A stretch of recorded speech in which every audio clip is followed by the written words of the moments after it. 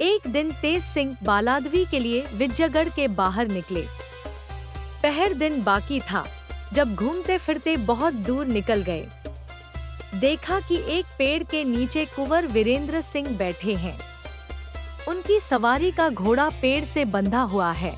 सामने एक बारहसिंघा मरा पड़ा है। उसके एक तरफ आग सुलग रही है और पास जाने पर देखा कि कुमार के सामने पत्तों पर कुछ टुकड़े गोश्त के भी पड़े हैं। तेज सिंह को देखकर कुमार ने जोर से कहा, आओ भाई तेज सिंह, तुम तो विजयगढ़ ऐसे गए कि फिर खबर भी न ली। क्या हमको एकदम ही भूल गए? तेज सिंह हंसकर, विजयगढ़ में मैं आप ही का काम कर रहा हूँ कि अपने बाप का? वीरेंद्र सिंह अपने बाप का, यह कहकर हंस पड़े। तेज सिंह ने इस बात का कुछ भी जवाब न दिया और हंसते हुए पास जा बैठे। कुमार ने पूछा, कहो चंद्रकांता से मुलाकात हुई थी? तेज सिंह ने जवाब दिया, इधर जब से मैं गया हूँ। इसी बीच में एक यार को पकड़ा था। महाराज ने उसको कैद करने का हुक्म दिया, मगर कैदखाने तक पहुंचने न पाया था कि रास्ते ही में मेरी सूरत बना उसके साथी अय्यारों ने उसे छुड़ा लिया। फिर अभी तक कोई गिरफ्तार न हुआ। कुमार, वे लोग भी बड़े शैतान हैं। तेज सिंह, वो तो है, और बद्रीनाथ भी चुनारगढ़ से इन लोगों के साथ आया है। वह बड़ा भारी चालाक है। मुझको अगर खौफ रहता है तो उसी का। खैर, देखा जाएगा, क्या हर्ज है। यह तो बताइए, आप यहाँ क्या कर रहे हैं? कोई आदमी भी साथ नहीं है।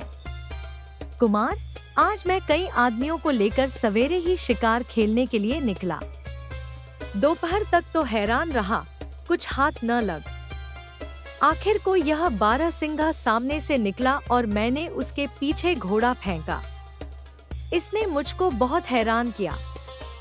संग के सब साथी छूट गए। अब इस समय तीर खा कर गिरा है। मुझको भूख बड़ी जोर की लगी थी। इससे जी में आया कि कुछ गोश्त भून के खाऊं। इसी फिक्र में बैठा था कि सामने से तुम दिखाई पड़े। अब लो तुम ही इसको भूनो। मेरे पास कुछ मसाला था, उसको मैंने धोधा कर इन टुकड़ों में लगा दिया है। अब तैयार करो, तुम भी खाओ, मैं भी खाऊं। मगर जल्दी करो, आज दिन भर से कुछ नहीं खाया। तेज सिंह ने बहुत जल्द गोश्त तैयार किया और एक सोते के किनारे, जहां साफ पानी निकल रहा था, बैठकर दोनों खाने लगे। वीरेंद्र सिंह मसाला पोंछ कर खाते थे। तेज सिंह ने पूछा, आप मसाला क्यों पोंछ रहे हैं? कुमार ने जवाब दिया, फीका अच्छा मालूम होता है। 2-3 टुकड़े खाकर वीरेंद्र सिंह ने सोते में से चुल्लू भर के खूब पानी पिया और कहा, बस भाई, मेरी तबीयत भर गई। दिन भर भूखे रहने पर कुछ खाया नहीं जाता। तेज सिंह ने कहा, आप खाइए चाहे न खाइए, मैं तो छोड़ता नहीं। बड़े मजे का बन पड़ा है। आखिर जहाँ तक बन पड़ा खूब खाया और तब हाथ मुंह धोकर बोले, चलिए अब आपको नौगढ़ पहुँचाकर फिर फिरेंगे। वीरेंद्र सिंह, चलो कहकर घोड़े पर सवार हुए और तेज सिंह पैदल साथ चले। थोड़ी दूर जाकर तेज सिंह बोले, न मालूम क्यों मेरा सिर घूमता है। कुमार ने कहा, तुम मांस ज्यादा खा गए हो, उसने गर्मी की है। थोड़ी दूर गए थे कि तेज सिंह चक्कर खाकर जमीन पर गिर पड़े। वीरेंद्र सिंह ने झट घोड़े पर से कूदकर उनके हाथ पैर खूब कस के गठरी में बांध पीठ पर लाद लिया और घोड़े की बाक थाम विजयगढ़ का रास्ता लिया। थोड़ी दूर जाकर जोर से जफील सीटी बजाई, जिसकी आवाज जंगल में दूर दूर तक गूंज गई। थोड़ी देर में क्रूर सिंह, पन्नालाल, रामनारायण और ज्योतिषी जी आ पहुँचे। पन्नालाल ने खुश होकर कहा, वाह जी बद्रीनाथ, तुमने तो बड़ा भारी काम किया। बड़े जबरदस्त को फांसा। अब क्या है, ले लिया। क्रूर सिंह मारे ऋषि के उछल पड़ा। बद्रीनाथ ने, जो अभी तक कुंवर वीरेंद्र सिंह बना हुआ था, गठरी पीठ से उतारकर जमीन पर रख दी और रामनारायण से कहा, तुम इस घोड़े को नौगढ़ पहुंचा दो, जिस अस्तबल से चुरा लाए थे उसी के पास छोड़ आओ, आप ही लोग बांध लेंगे। यह सुनकर रामनारायण घोड़े पर सवार होकर नौगढ़ चला गया। बद्रीनाथ ने तेज सिंह की गठरी अपनी पीठ पर लादी और अय्यारों को कुछ समझा बुझा कर चुनारगढ़ का रास्ता लिया। तेज सिंह को मामूल था कि रोज महाराज जय सिंह के दरबार में जाते और सलाम करके कुर्सी पर बैठ जाते। दो एक दिन महाराज ने तेज सिंह की कुर्सी खाली देखी। हरदयाल सिंह से पूछा, आजकल तेज सिंह नजर नहीं आते, क्या तुमसे मुलाकात हुई थी? दीवान साहब ने अर्ज किया, नहीं, मुझसे भी मुलाकात नहीं हुई, आज दरियाफ्त करके अर्ज करूंगा। दरबार बर्खास्त होने के बाद दीवान साहब तेज सिंह के डेरे पर गए। मुलाकात न होने पर नौकरों से दरियाफ्त किया। सभी ने कहा, कई दिन से वे यहाँ नहीं हैं। हम लोगों ने बहुत खोज की मगर पता न लगा। दीवान हरदयाल सिंह यह सुनकर हैरान रह गए। अपने मकान पर जाकर सोचने लगे कि अब क्या किया जाए। अगर तेज सिंह का पता न लगेगा तो बड़ी बदनामी होगी। जहां से हो खोज लगाना चाहिए। आखिर बहुत से आदमियों को इधर-उधर पता लगाने के लिए रवाना किया और अपनी तरफ से एक चिट्ठी नौगढ़ के दीवान जीत सिंह के पास भेजकर ले जाने वाले को ताकीद कर दी कि कल दरबार से पहले इसका जवाब लेकर आना। वह आदमी खत लिए शाम को नौगढ़ को पहुंचा और दीवान जीत सिंह के मकान पर जाकर अपने आने की इत्तिला करवाई। दीवान साहब ने अपने सामने बुलाकर हाल पूछा। उसने सलाम करके खत दिया। दीवान साहब ने गौर से खत को पढ़ा। दिल में यकीन हो गया कि तेज सिंह जरूर अय्यारों के हाथ पकड़ा गया। यह जवाब लिखकर कि वह यहाँ नहीं है, आदमी को विदा कर दिया और अपने कई जासूसों को बुलाकर पता लगाने के लिए इधर-उधर रवाना किया। दूसरे दिन दरबार में दीवान जीत सिंह ने राजा सुरेंद्र सिंह से अर्ज किया, महाराज, कल विजयगढ़ से दीवान हरदयाल सिंह का पत्र लेकर एक आदमी आया था। यह दरियाफ्त किया था कि तेज सिंह नौगढ़ में है कि नहीं, क्योंकि कई दिनों से वह विजयगढ़ में नहीं है। मैंने जवाब में लिख दिया है कि यहाँ नहीं है। राजा को यह सुनकर ताज्जुब हुआ और दीवान से पूछा, तेज सिंह वहाँ भी नहीं है और यहाँ भी नहीं, तो कहाँ चला गया? कहीं ऐसा तो नहीं हुआ कि अय्यारों के हाथ पड़ गया हो, क्योंकि महाराज शिवदत्त के कई अय्यार विजयगढ़ में पहुँचे हुए हैं और उनसे मुलाकात करने के लिए अकेला तेज सिंह गया था। दीवान साहब ने कहा, जहाँ तक मैं समझता हूँ वह अय्यारों के हाथ में गिरफ्तार हो गया होगा। खैर, जो कुछ होगा 2-4 दिन में मालूम हो जाएगा। कुंवर वीरेंद्र सिंह भी दरबार में राजा के दाहिनी तरफ कुर्सी पर बैठे यह बात सुन रहे थे। उन्होंने अर्ज किया, अगर हुक्म हो तो मैं तेज सिंह का पता लगाने जाऊं। दीवान जीत सिंह ने यह सुनकर कुमार की तरफ देखा और हंसकर जवाब दिया, आपकी हिम्मत और जवामर्दी में कोई शक नहीं, मगर इस बात को सोचना चाहिए कि तेज सिंह के वास्ते, जिसका काम अय्यारी ही है और अय्यारों के हाथ फंस गया है, आप हैरान हो जाएं। इसकी क्या जरूरत है? यह तो आप जानते ही हैं कि अगर किसी अय्यार को कोई अय्यार पकड़ता है तो सिवाय कैद रखने के जान से नहीं मारता। अगर तेज सिंह उन लोगों के हाथ में पड़ गया है तो कैद होगा, किसी तरह छूट ही जाएगा, क्योंकि वह अपने फन में बड़ा होशियार है।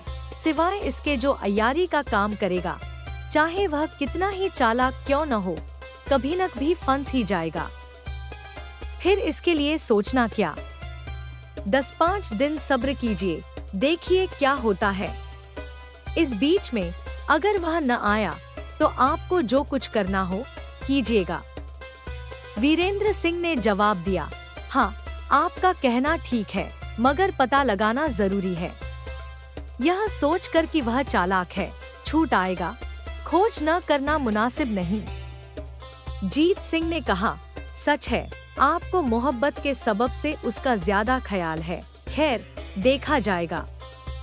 यह सुन राजा सुरेंद्र सिंह ने कहा, और कुछ नहीं तो किसी को पता लगाने के लिए भेज दो। इसके जवाब में दीवान साहब ने कहा, कई जासूसों को पता लगाने के लिए भेज चुका हूँ। राजा और कुंवर वीरेंद्र सिंह चुप रहे, मगर ख्याल इस बात का किसी के दिल से न गया। विजयगढ़ में दूसरे दिन दरबार में जय सिंह ने फिर हरदयाल सिंह से पूछा, कहीं तेज सिंह का पता लगा?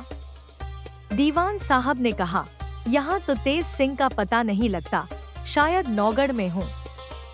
मैंने वहाँ भी आदमी भेजा है, अब आता ही होगा, जो कुछ है मालूम हो जाएगा।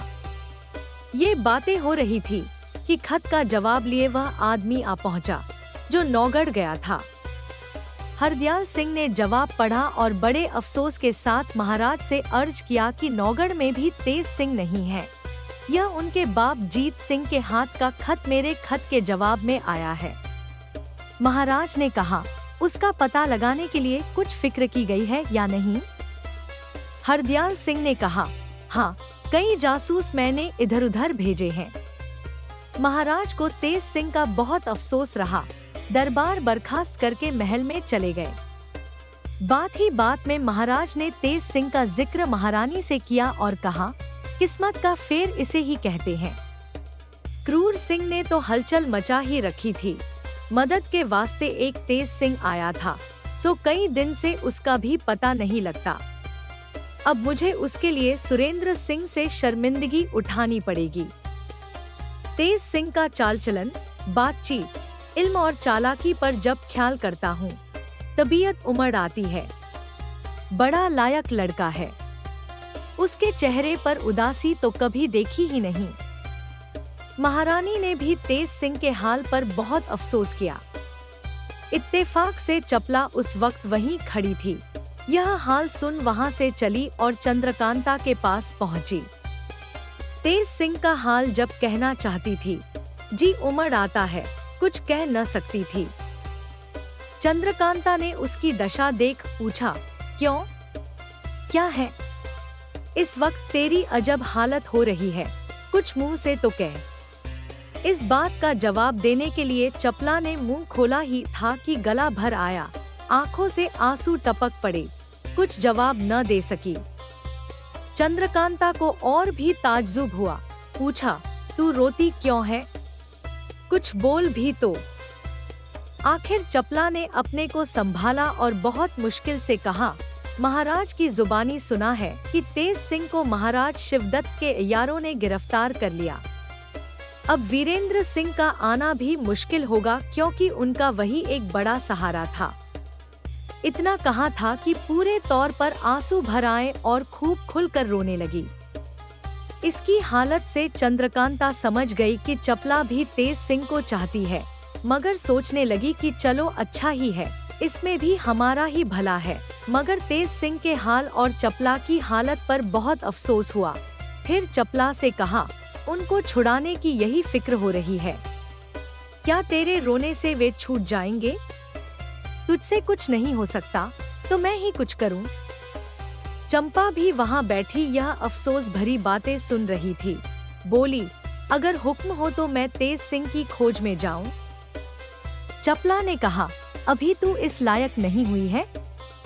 चंपा बोली, क्यों, अब मेरे में क्या कसर है? क्या मैं अय्यारी नहीं कर सकती? चपला ने कहा, हाँ, अय्यारी तो कर सकती है, मगर उन लोगों का मुकाबला नहीं कर सकती जिन लोगों ने तेज सिंह जैसे चालाक यार को पकड़ लिया है। हाँ, मुझको राजकुमारी हुक्म दे तो मैं खोज में जाऊं। चंद्रकांता ने कहा, इसमें भी हुक्म की जरूरत है। तेरी मेहनत से अगर वे छूटेंगे तो जन्म भर उनको कहने लायक रहेगी। अब तू जाने में देर मत कर, जा। चपला ने चंपा से कहा, देख, मैं जाती हूँ, पर अय्यार लोग बहुत से आए हुए हैं। ऐसा न हो कि मेरे जाने के बाद कुछ नया बखेड़ा मचे। खैर, और तो जो होगा देखा जाएगा। तू राजकुमारी से होशियार रहियो। अगर तुझसे कुछ भूल हुई या राजकुमारी पर किसी तरह की आफत आई तो मैं जन्म भर तेरा मुंह न देखूंगी। चंपा ने कहा, इस बात से आप खातिर जमा रखें, मैं बराबर होशियार रहा करूंगी। चपला अपने अयारी के सामान से लैस हो और कुछ दक्षिणी ढंग के जेवर तथा कपड़े ले तेज सिंह की खोज में निकली।